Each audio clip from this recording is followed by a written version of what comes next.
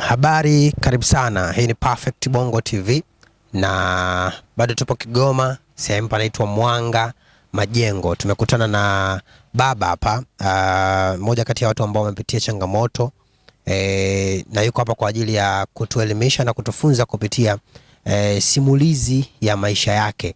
Huyu bwana yeye aliwahi kurogwa mpaka kutoka funza kwenye macho. Si kitu cha kawaida, anaoneza kahisi kwamba ni vitu vya kufikirika, lakini ni maisha ya kweli, maisha halisi na vitu vya kweli ambavyo vinatokea na watu vinawatokea. Kwa hiyo tuko naye hapa, atatuelezea mchakato mzima, kuwaje, safari yake ya maisha, historia yake kwa ujumla. Kwa hiyo tuko naye hapa na tunazungumza naye. Baba, habari yako? Salama. Habari za hapa Kigoma? Salama. Okay, kwanza kabisa ningependa tuanze mwanzo kabisa kwamba utambulisho wako ni nani, majina, mwenyeji wa wapi, familia, elimu na ikawaje mpaka ukaingia kwenye hizo harakati za uvuvi mpaka kurogwa na nini na kila kitu. Sawa, mimi kwa majina naitwa Juma Saidi. Naishi Kigoma Ujiji na nimepitia changamoto kubwa katika hali ya uvuvi. Elimu yangu nimesoma mpaka darasa la 7. Nimeanza shule darasa la kwanza shule ya Karuta Ujiji, shule ya msingi Karuta, na sikubahatika kumalizia hapo mpaka la 7. Nimetoka hapo maana ya mlezi alikuwa ananilea alipata changamoto naweza kuugua. Muda huo familia yangu ilikuwa inaishi Kigoma Kusini, ambako ni kijiji cha Buhingu, kata ya Buhingu, ambaye ni wilaya ya Uvinza kwa sasa, mkoa wa Kigoma. Kwa hiyo huko ndo nimeenda kumalizia darasa la 5 mpaka la 7. Baadaye nikaingia kwenye shughuli za uvuvi. Kilichokusukuma kuingia kwenye uvuvi ni nini? Ni ndoto yako ama baada ya kukosa tu ajira? Baada ya kumaliza shule nilikosa mwendelezo. Yani nilikosa mwendelezo. Kwa hiyo ikabidi nijiingize kwenye shughuli za uvuvi. Maana kulikuwa hamna jinsi ya kufanya. Maana kule kijijini shughuli zilizoko kule ni kilimo na uvuvi. Hamna shughuli nyingine. Kwa nilivyoingia kwenye shughuli za uvuvi nilibahatika kuwa mvuvi mzuri, na katika uvuvi humo ndo nipambana na changamoto. Changamoto nilizopambana nazo, mara ya kwanza nikiwa navua kwa tajiri wangu wa kwanza, nilirogwa mkono. Nilirogwa mkono? Mkono huu hapa.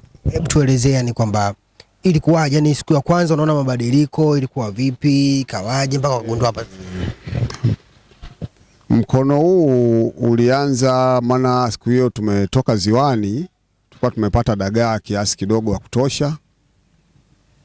Wakaja wazee hawa wawili. Wale wazee wawili wakaniomba mboga. Nilikuwa nawafahamu, lakini bahati mbaya sasa hivi wote hawapo, washatoweka. Walikuja wakaniomba mboga, nikawaambia basi subirini kidogo amalize kupakia ili dishi hapa, alafu nitawaombeni vyombo ili aweke mboga.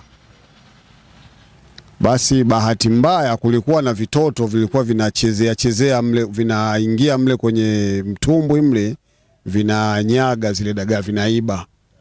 Sasa jamaa yangu mwingine ambaye ni mvuvi mwenzangu akawa anawafukuza wale, akawamwagia maji kidogo, akawarushia maji kuwafukuza wale watoto. Sasa kumbe bahati mbaya yale maji alivyoyarusha hivi yakawagusa kidogo wale wazee, walikuja kuomba mboga. Kwa hiyo wale wazee hicho kitendo kiwa kimewaudhi, wakachukia. Maana aturushia maji kwa sababu ya dagaa. Umewadharau. Kwa hiyo walivyochukia wakaondoka.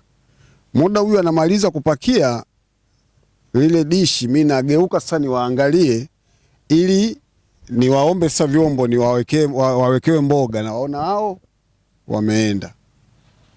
Kuna wakina mama walikuwa pale pembeni, kwa sababu mbona wale wazee wameenda?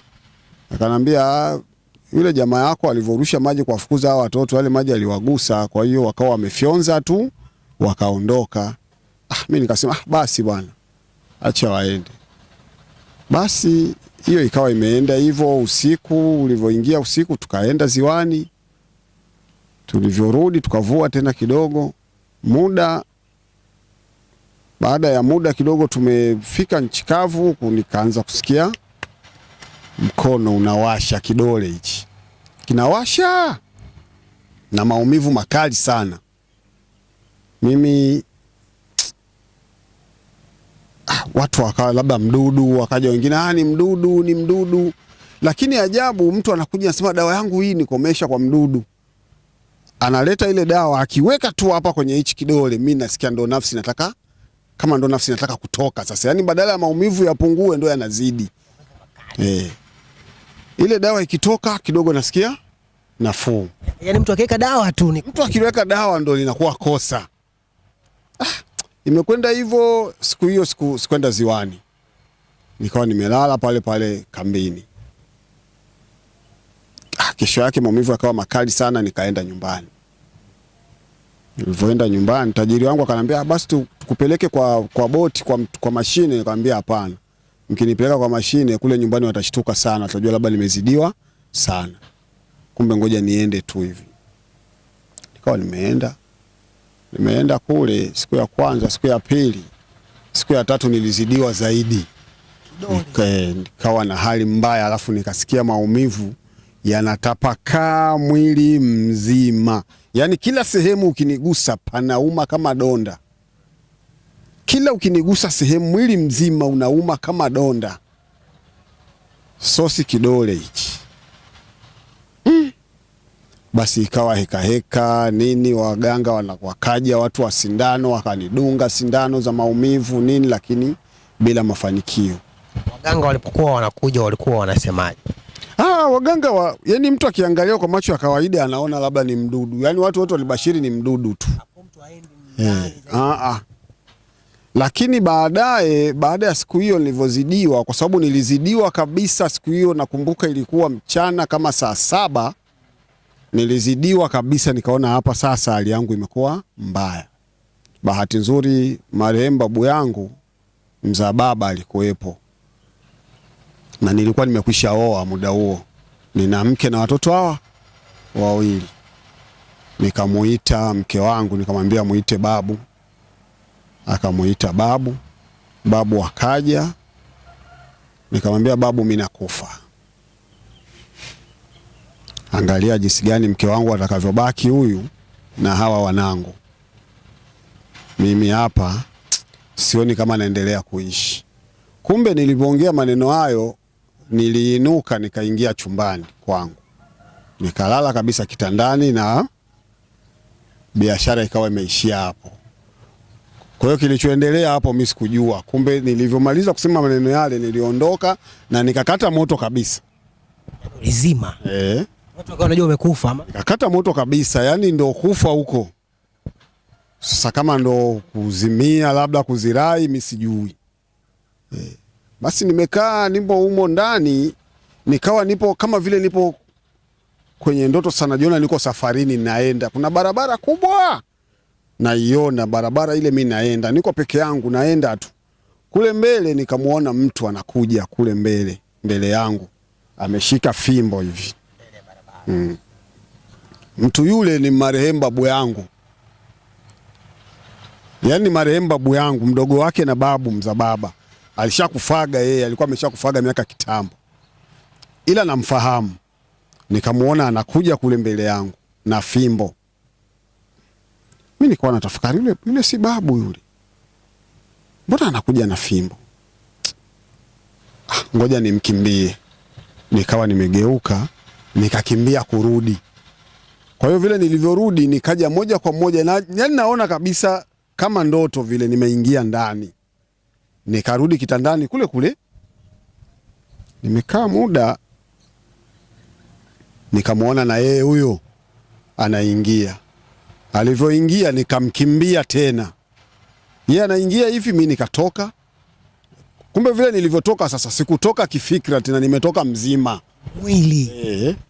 Nikatoka mzima, ila sipo kabisa. Yani nikatoka nikaenda hadi nje pale, nikasimama nje. Watu pale ndani wameshakusanyika, watu wapo kibao pale ndani wanalia. Wakashangaa nimetoka, nikasimama pale nje. Yani watu wanalilia msiba. Nikasimama pale nje, nikakaa. Baada ya muda kama nusu saa hivi au dakika 40 ndo fikra zikaanza kurudi sasa. Watu wakaamini kwamba hujafa. Naangalia nipo nje. Nikamuita mke wangu. Nikamwambia njoo. Naomba nitolee mkeka na mto nitandikia hapa nje. Humo ndani kwako siingii tena. Alafu hivi sifi tena, nimesevu. Wakamuita mle ndani. Anasemaje? Eti anasema hafi tena, amesevu. Nimtandikie mkeka humo ndani kwangu haingii. Hayo si unajua watu wa asili tena kule vijijini wakasema hayo yamekuwa maneno ya kuaga, huyo tunaye huyo. Hayo ni maneno ya kuaga, anakufa huyo, kilio kinaendelea. Basi akantandikia pale, nikalala. Na ndo nilivyopona hivyo. Kwa hiyo na maana yule babu kama vile ndo alikuja kunizindua. Unaona? Nikapona muda, nikaona maumivu yale yalikuwa yametapakaa mwili mzima yanavuka, kikabakia kidole kile kile.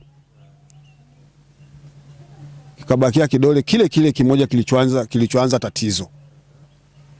Ndio kikabaki kinauma. Imekwenda hivyo. Baada ya siku 2 usiku nimelala, nikamuona yule babu tena ndotoni. Akaja akaniambia hivi, njoo. Nikamfuata. Ile ndoto ikavuta ile picha yote ya kipindi kile, naondoka kule uvuvini na kuja nyumbani. Si nimeushikilia mkono hivi. Nikawaona wale wazee. Sio kwamba ili simulizi labda nilikwenda kwenye ramli ya mtu au labda nilipiga ramli ndo mtu akaniambia hivi. Jionea. Yule babu ananionyesha, unawaona hawa? Nikamwambia nimewaona. Haya, usirudie kuwa mnawamwagia watu wakubwa maji kwa sababu ya dagaa. Unaona, hawa ndo walikuwa wamekufanya hichi kitendo, lakini wameshindwa, hautokufa. Nikashtuka, niko usingizini. Asubuhi nilivyoamka nikamwambia babu, nimeota kadha. Kweli? Alafu akaniongezea neno lingine, akanambia hivi, huko mnakoendaga huko kwenda kutafuta huko wanavua dagaa nyingi sana. Kumbe tajiri wako atakuja kukuambia muende huko, usikatai. Hata kama bado unaumwa, nenda, ili kivuli chako kipotee kwanza maanga haya, maana hao huwa hawapendi kushindwa. Unaona? Mimi nikawa kweli, nilivyoshtuka nikamwambia babu. Babu akaenda kule nilikokuwa nafanyia kazi kwa baba yake na yule bosi wangu, maana yule mzee na yeye alikuwa mpini katika kile kijiji. Yule baba wa yule bosi wangu, gwiji wa uchawi, gwiji pale kijijini. Babu akamfuata kwa maana alikuwa ndugu yake. Akamwambia mzee, sisi wanetu wanakuja kufanya kazi huko kwenye shughuli zenu, alafu wanachezewa na watu wa ajabu ajabu, na wewe upo kweli mzee? Yule mzee akamwambia, kweli uliwajua? Akasema fulani na fulani, akawataja. Kweli yule mzee aliwaitisha wale watu, na wale watu walikiri, kwa sababu walikuwa wanajuana kwenye mambo yao, wakakiri ni kweli. Lakini yule kijana ana mizimu mikali sana ya mababu zake, ambaye inamlinda. Basi hiyo ikaenda hivyo kweli. Baada ya siku kama ngapi, kile kidole kikatumbuka, kikafinywa nikabaki na natibu tu donda. Na baada ya siku kama ya 3 yule bosi wangu kweli akaja. Akanambia bana, kuna sehemu moja huku mkoa wa Katavi wanaita Ikola. Bana, Ikola wanavua dagaa nyingi sana. Kwa hiyo hapa natamani kesho kutwa twende Ikola. Kama vile vile. Nikamwambia sasa mimi nitaenda naumwa. Akanambia mimi naomba twende. Hivyo hivyo unaumwa twende. Alikuwa anakuaminia sana wewe. Ili kwa sababu utakapokuwa mle kwenye mtumbwi na wale vijana, hata kama ufanyi kazi, wale vijana wanakukubali. Unaona? Kwa hiyo mimi siwezi kukuacha. Alafu vile vile twende, maana hilo mimi naliona hilo ni pigo. Na kama hilo ni pigo, ni bora utoke kwanza maeneo haya twende huko. Akarudia ile kauli ya yule babu yangu. Mimi rohoni nikasikia nikasema ndo yale alosema yule babu. Akasema alafu tunaondoka kesho kutwa jioni. Basi nikamwambia basi sawa, tutakwenda. Kweli siku ile kabla ya kuondoka alikuja tena yule babu ndotoni akaniambia hivi, huko mnakoenda siku ya kuondoka usiendi hivi hivi, mwambie babu yako aweke pemba kidogo kwenye kata kale ka asili. Pemba ni nini? Pemba ni udongo. Kuna udongo ule ambaye huwa hata wakina mama wanapenda kutafuna ule udongo, na kwa mwingine mweupe, mwingine wa rangi kama pink hivi nini. Sasa ule mweupe ule akanambia aweke pemba kwenye maji, akoroge, alafu ajaribu kusema kwa maana ya kama kutambika yani. Alafu akupige pemba hapa na hapa, basi uende. Kweli nilivyomwambia babu siku hiyo ilivyofika, kabla ya kuondoka akanifanyia hivyo, nikaondoka. Nilikwenda kule, nilifanya kazi vizuri. Ile donda likaendelea kupona hadi nikapona. Tukio la pili, nimetoka huko baada ya kwanza maisha yangu, nilikuja nikahamia hapa mjini. Nikatoka kule kwetu kijijini nikahamia hapa mjini mwaka 2004.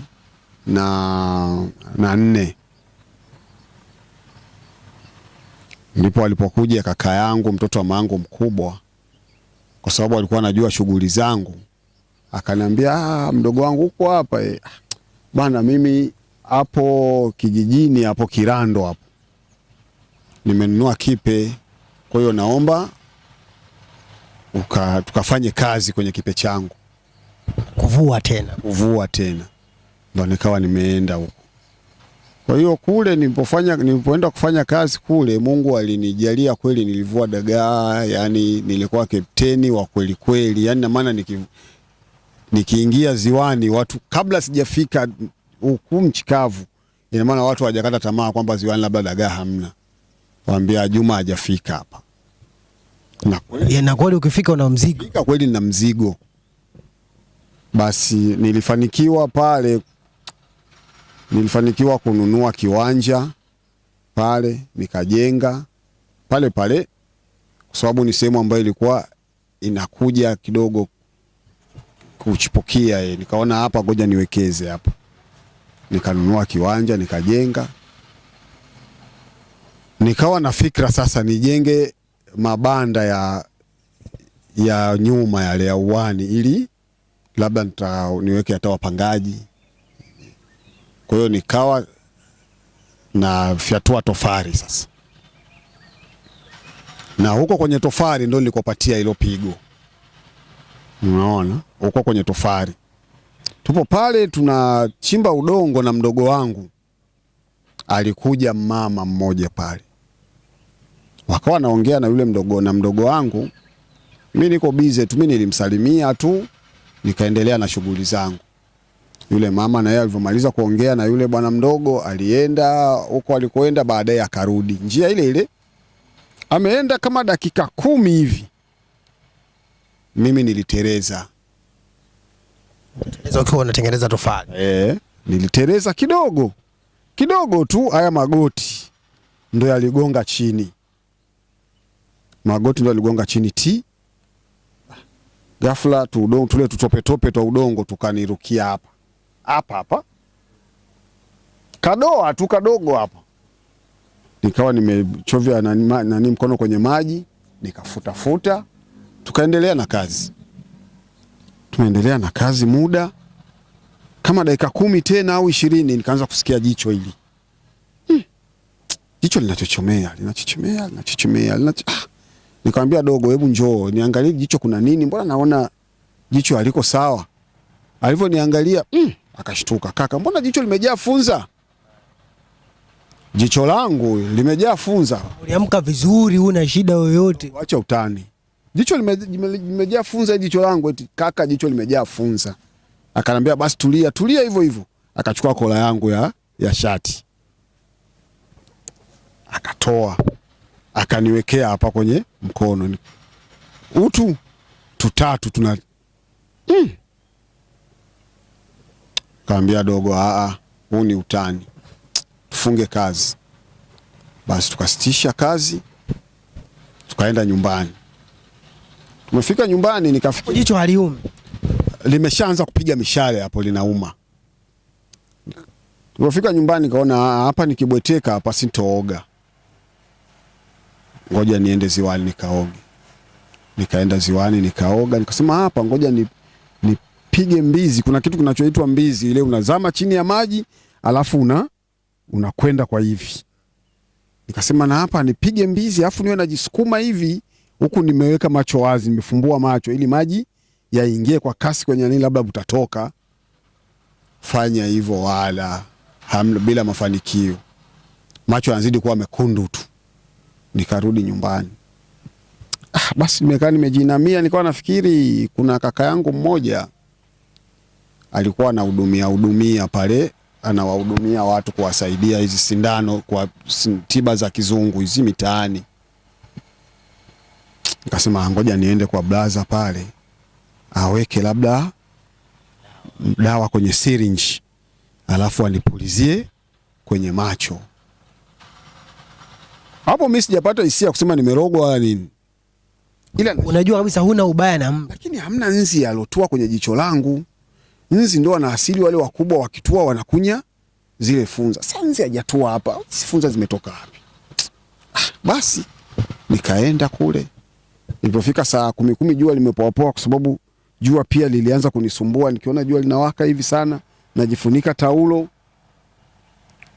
Nilipoenda kule nimejifunika taulo hadi kule kwa blaza, nikamwambia. Akanambia basi haina shida. Akaingia ndani, akachukua syringe, akavutia PPF kidogo, ananifunua sasa jicho ili apulizie. Mimi akashtuka, dogo, ananiambia nikupulizie nani, jicho limejaa wadudu hivi. Wadudu gani bro? Mimi hapo nilikuwa sijamwambia, nikamwambia tu jicho linaniumauma. Akashtuka, akanambia hili sio jicho la kawaida, wala siwezi kupulizia dawa humo, jicho lina wadudu wengi sana dogo. Muda pale kwake pale kwa yule blaza ndo alikuwepo jamaa mwingine, ni mganga wa asili, amekaa pembeni kama pale. Akanambia jicho limejaa funza, hebu aje kwanza tumuone. Nikawa nimeenda pale, akaniangalia, akamwambia yule bwana mdogo wako ashapiga. Kaambia huyu amepiga, mlete kule kwangu kesho nimsaidie. Mimi nikamwambia blaza, kesho tena au leo? Akaambia wewe njoo kesho, njooni kesho kule nyumbani. Basi nikawa nimeenda nyumbani nikalala. Ile naamka asubuhi, jicho hilo limekuwa lekundu kama hiyo begi. Alafu ghafla huku kuna kinyamanyama tayari kinatoka huku, kinakuja kama kuvamia mboni huku. Basi tulivyoenda kule, akafanya mambo yake, utaalamu wake. Akanambia bwana, wewe usifiche, sisi tunakuona hapa, wewe ulikuwa kule site mnakofyatulia tofari kule, na kule mlikuwa watu watatu, kuna mtu mlikuwa naye mnaongea, alikuwa pale chini, kijana mwenzenu.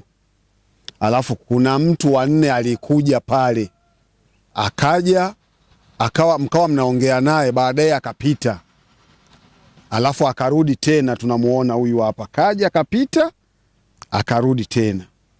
Huyu ndo alokufanyia huu mchezo. Mbona ni mchezo mdogo tu alokuchezea pale? Nikamwambia mchezo mdogo huu unaenda kuniziba jicho.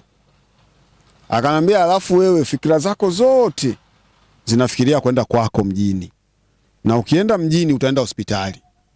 Ukienda hospitali jicho hauna, kwa sababu hiyo hapo sio tiba ya hospitali.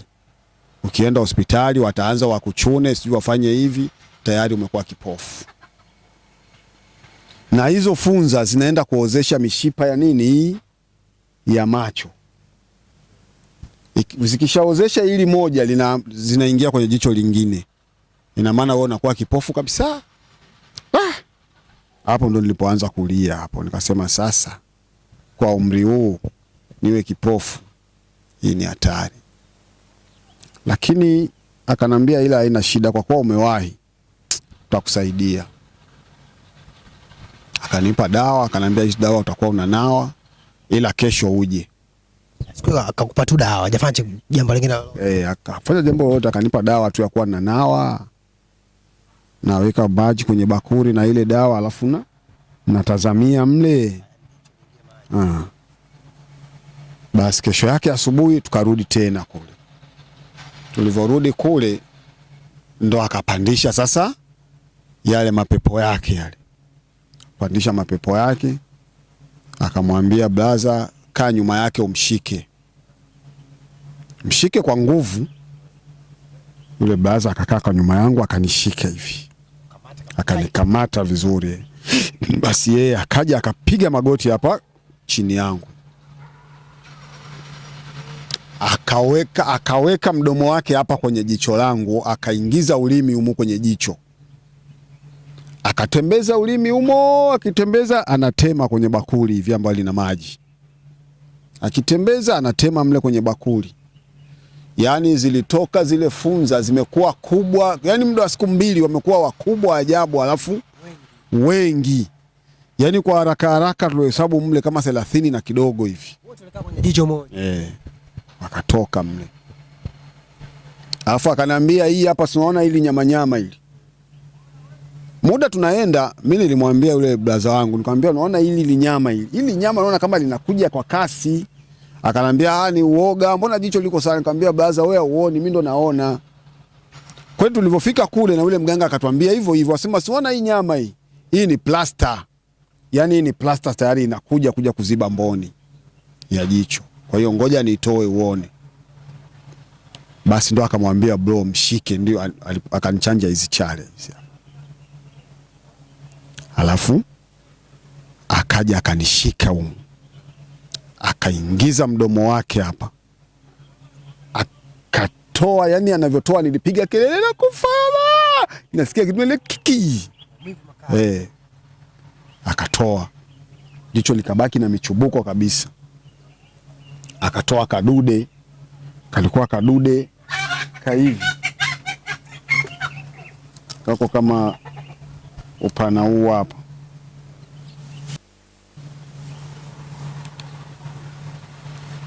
Karefu hivi hivi.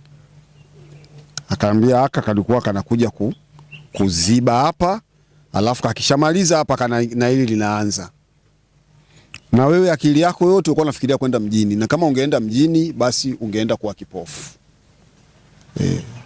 Kwa hiyo nilivyofikia hapo akanipa dawa za kuendelea kutumia, alafu kwa sababu ya zile nani bai kwenye jicho akanambia kanunue dawa kwenye duka la madawa.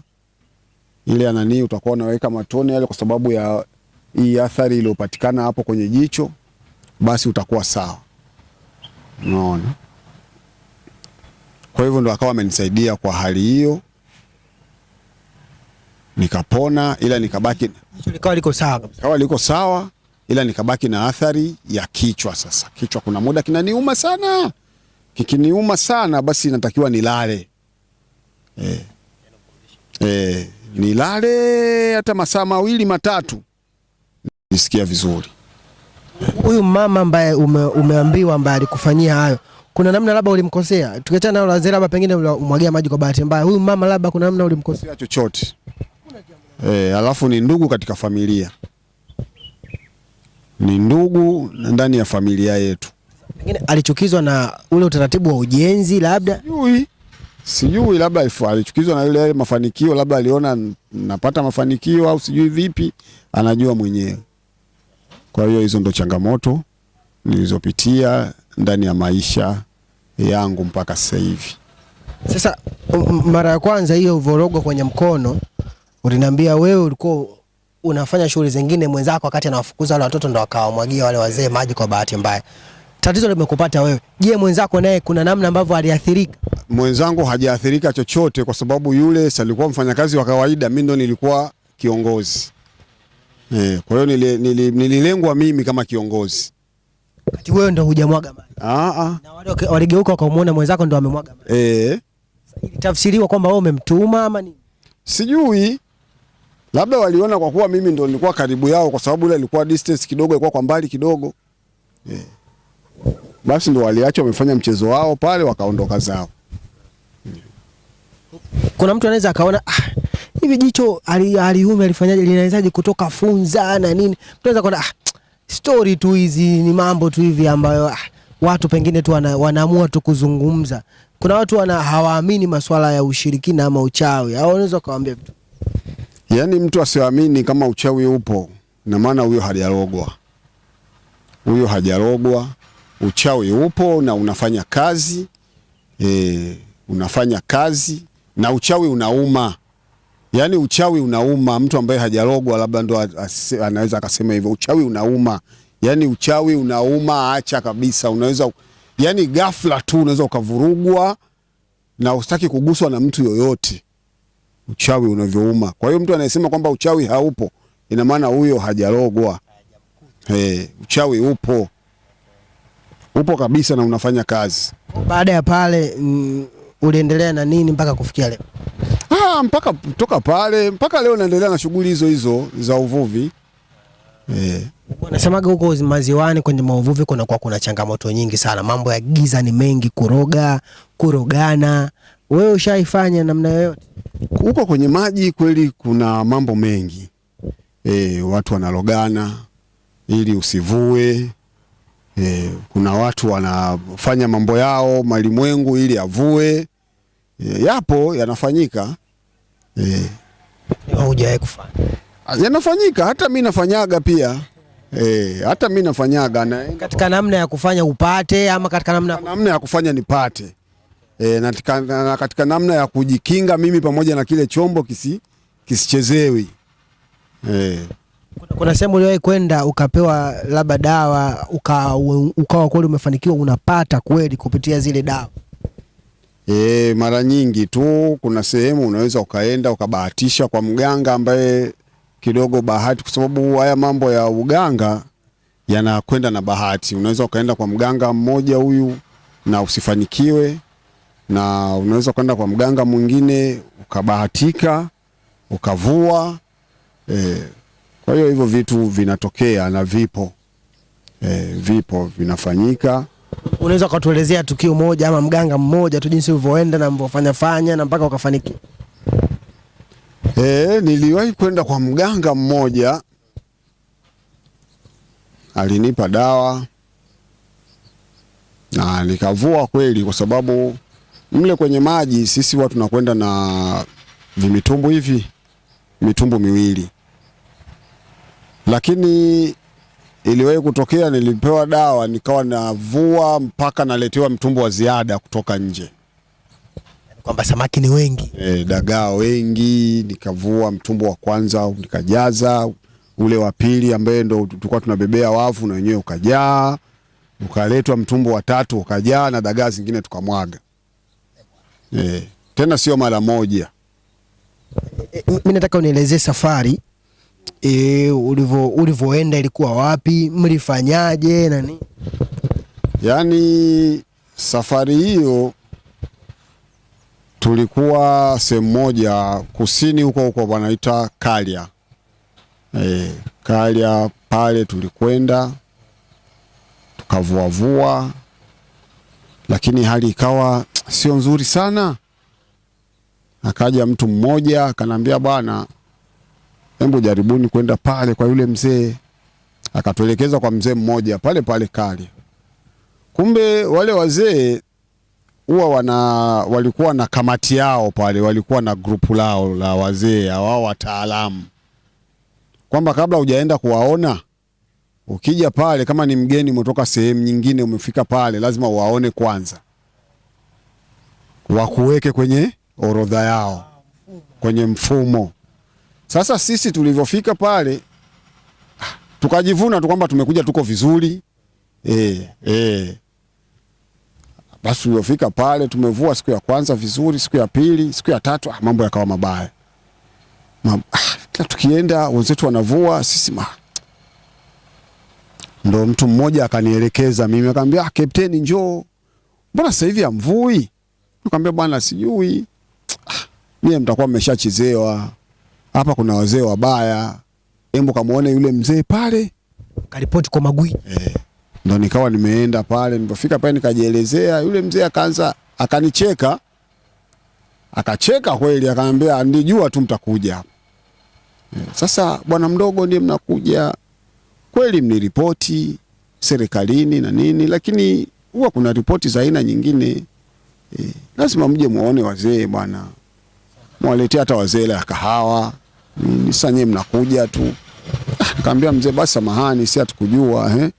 Sasa umeniletea nini? Nikamwambia, wewe niambie. Akaambia leta shilingi 50,000 hapo. Nilikuwa nayo, akatoa 50,000 nikampa. Akanambia basi poa, chukua utu. Akanipa tuunga tudogo kama tukundu hivi, tudogo sana. Akanambia utu utaenda upake tu kwenye mitumbo yako ile, upake hivi, basi nenda ziwani. Simple tu. Kweli siku hiyo tumekwenda, ndio siku hiyo tukajaza mitumbo 3. Tumeenda tena 3. Kila mkienda mnakuwa mnapaka ama hivyo mpaka mara moja? Siku hiyo moja tu. Tukaenda tena 2. Bana, huu ndo uvuvi sasa. Kwa hiyo tulivyopiga hivyo, mimi nikashtuka, nikamwambia tajiri, bana, unaona hii hali, hao wazee wako wameweka kama katega uchumi. Kwa hiyo hapa tukibweteka na hii hali watatubana tena. Kwa hiyo hivi bado hali iko hivi, tuondoke. Tuondoke, dagaa bado zinapatikana. Nikamwambia twende. Kweli tajiri akanisikiliza, mapato yalikuwa yamepungua kidogo, tukaondoka zetu.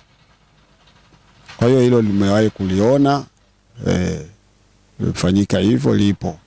Matukio labda mengine ambao labda kukutana na viumbe vya ajabu, kutekwa, sijui kuibiwa, kufanyaje, hao hujawahi kukumbana nayo? Kutekwa hayo nimeshapambana nayo, labda na viumbe vya ajabu nimeshapambana nayo humo kwenye maji. Kuna vitu huku kwetu, kuna vitu sisi tunaviitaga sijui ni mizimu, sijui ni nini. Kuna siku moja tulikuwa tunaenda ziwani, kaona mbele yetu inakuja meli. Inakuja meli kabisa, maana meli zetu hapa sisi tulizozoea ni meli 2, Liemba na Mwongozo. Kwa hiyo ile ilikuwa kama mfano wa Liemba, yani tunaona kama Liemba. Meli kubwa. Meli kubwa inakuja.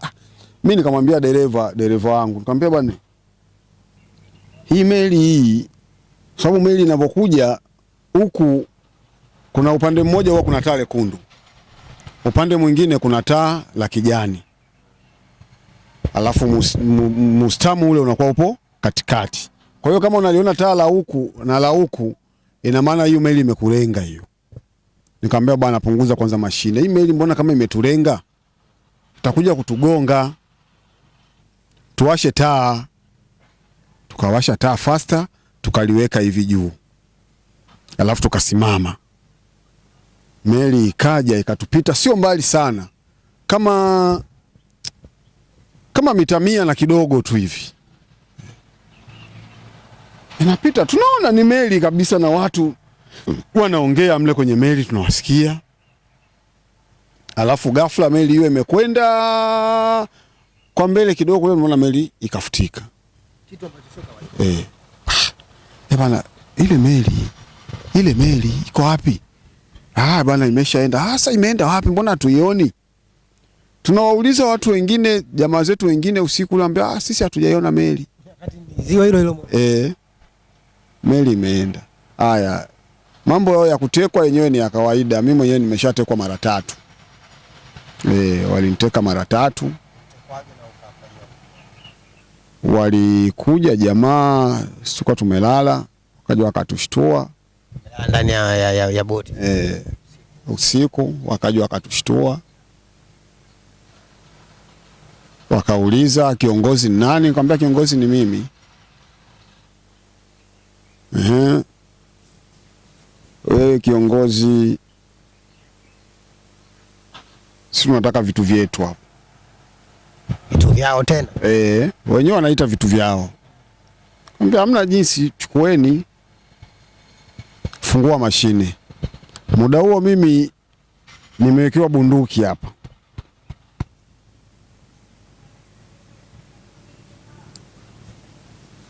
Wakafungua, tukawapa. Wakachukua nyavu, tukawapa. Wakaomba na turubali, tukawapa. Mataa wakachukua, na mtumbo mmoja wakabeba. Sisi tukabaki tunaelea huko juu ya maji. Sasa mkiwa mmewapa mashine, manake boti yenu haitembei? Hatuna kwa kwenda hapo, ni tunangoja msaada tu. Asubuhi pakicha ndio tunafanya mawasiliano, watu wanakuja kutufuata. Tukio la pili tena walimteka hivyo hivyo, wakabeba mashine, hawakuchukua kingine chochote, walichukua mashine tu wakaondoka. Tukio la 3 ndo nilikimbizana nao, maana walikuja, niliwahi kuwashtukia, maana nilikuwa nakwenda, nilikuwa kwenye Mbalamwezi, mwezi unawaka, mimi naenda naangalia kwa mbele, nikaona mtumbwi. Bwana, ule mtumbwi mbona kama mmoja, alafu kama unatembea unaenda hivi, hebu tusimame. Tukasimama. Muda si unajua watu tena, tukaanza kubishana, bwana acha uoga, twende. Tukaenda. Basi tumeenda, tumesimama, mimi akili yangu yote ikawa nacheza na ule mtumbwi. Tumesimama, wakaanza, tukaona wanageuza, wanatufuata. Walivyogeuza kutufuata, wameshakuwa karibu kabisa hapo, mimi nikageuza mtumbwi na mimi narudi sasa nilipotoka. Tukakimbizana. Kwa kuwa mimi nilikuwa nimefunga mitumbu miwili, wenyewe ni mtumbu mmoja, nikaona wananikaribia zaidi. Wananisogelea sana, nikaachia mtumbu mmoja. Nikaondoka na mtumbu mmoja ule wa injini. Tukakimbizana. Walivyoona wenyewe wanapoteza mafuta ya bure, wakageuza mtumbu, wakarudi. Mimi nikawa nimekimbia, na baada ya vile nilivyokimbia, na wenyewe siku hiyo hawakufanya kazi. Walijua tu kabisa kwamba issue hii imeshabumburuka tayari. Hawa watekaji wezi kwenye hayo maji ni huwa wakina nani? Wale watekaji ni watu wapo mixa. Asilimia kubwa wanatoka upande wa pili, DRC Kongo, lakini wale pia wanakuwa na support huku, yani wanakuwa na connection kwa Watanzania. Kuna watu wanaungana nao, kwa hiyo wanawapa location zote, unaona. Kwa hiyo wale wanakuja kama watumishi wanakuja kama watumishi, lakini mabosi wanakuwa wapo huku. Kwa hiyo wanapokuja mle, sisi tunaona ni Wakongomani, lakini vile vitu vinakwenda vinazunguka vinarudi hapa. No. Kwa mambo ni mengi, vitu ni vingi sana. Mengi. Basi ndio hivyo. Nafikiri kifupi tu labda simulizi langu ndio hilo. Sawa sawa, basi mimi pia nikushukuru kwa muda wako, lakini pia nikushukuru pia kwa kutupa changamoto zako ambazo umezipitia. Pengine kuna mtu naye anazipitia ama amejifunza kitu fulani kupitia wewe. Shukuru sana. Asante.